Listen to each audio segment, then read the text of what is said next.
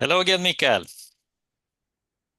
Hello, hello, how are you? I'm good. So this is the third episode of our, now we can even call it a series of Yeah, North American fiber trends for dummies, renamed to by dummies, with us two Swedish guys trying to talk about what's happening in US, yeah. in the US and, well, And, Canada, but and mainly in the all over US. the world, actually, bringing some experiences from overseas to US and vice versa.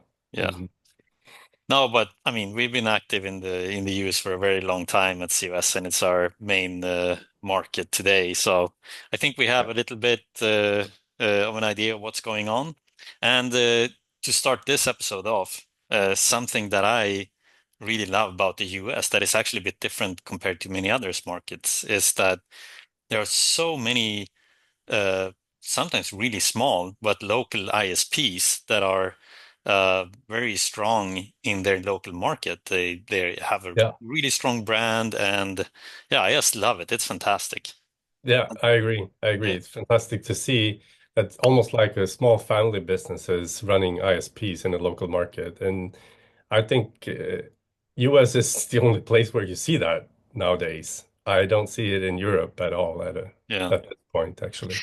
So one thing that is might be disrupting this a little bit, honestly, is the big fiber build out going on now. And what I think will happen, and we have started seeing this. I think it will escalate. That's the trend we're seeing here, is that when there are less greenfield opportunities, ISPs or infrastructure owners, perhaps, who want to grow, well, then the next phase for them would be to acquire other ISPs. And there is a trend I see where we will see many of these smaller local ISPs being acquired. So Yeah. what do you think would be maybe a good way to do this, or maybe the trend we see, what we think will happen?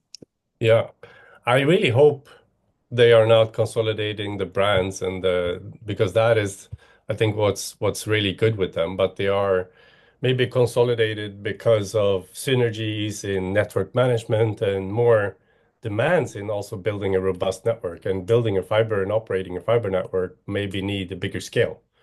But actually, what we are enabling and what open access enables is to separate the whole infrastructure operations from the service provider. So even if it's an ISP that are building and operating and like a advanced infrastructure in an automated way, you can still keep the local brands.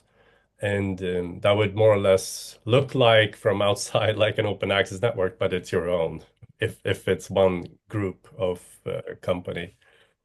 So I think that is what I hope will happen is that they keep these local brands because I think they are very strong locally and could also compete with really big brands if they also get the same quality of the network. Yeah. And I mean, you said it's basically what we enable when we enable open access in networks, and it would also be easier to keep those local brands strong because, like, the support and customer support teams, they could remain local while you centralize operations, which is better done at a large scale. Um, Yeah. and I mean, why not? If you acquire a local company, you keep the brand, you have centralized operations, it's a platform for open access. Why not invite other brands to that market as well and perhaps get your take rates up? But Yeah. you will keep your local customer base with that brand of that local ISP you bought instead of just Hang on, Isaac. renaming That's it not to. the topic here, right? Yeah, I totally agree. I totally agree. And especially with these local strong brands, we also see in other markets that the price you can take for if you're a strong brand is actually up to 50% more than the cheapest brand. So people are willing to pay more for having a brand that they trust. Mhm. And sometimes that's not just the biggest ones. It's also the local ones where you have the customers know the owners, they know the people working there, they trust them. They could have perhaps have a shop where they can go in and get help and so forth. So It's like when you go to that local market and you buy a jar of honey for $50. You could yeah, buy the same honey much less at the big grocery store, but it's like exactly. you buy it from the Exactly. guy who actually produced Yeah. the honey. So Yeah. yeah, So, I mean, we will try as much as we can to help these companies also consolidate and also monetize the synergies in the operations, but also to keep the brands and the pricing up and the revenues from the small service providers and keep those as perhaps small entities that could operate on this infrastructure. sounds like Let's a see. beautiful future. Let's see in a few years how that Yeah. plays out. But consolidation will happen for sure, Yeah. right? Yeah. Hmm. Okay. Have a good day, Thank Mikael. you. Thank Yeah. you. Take care. Bye. Bye.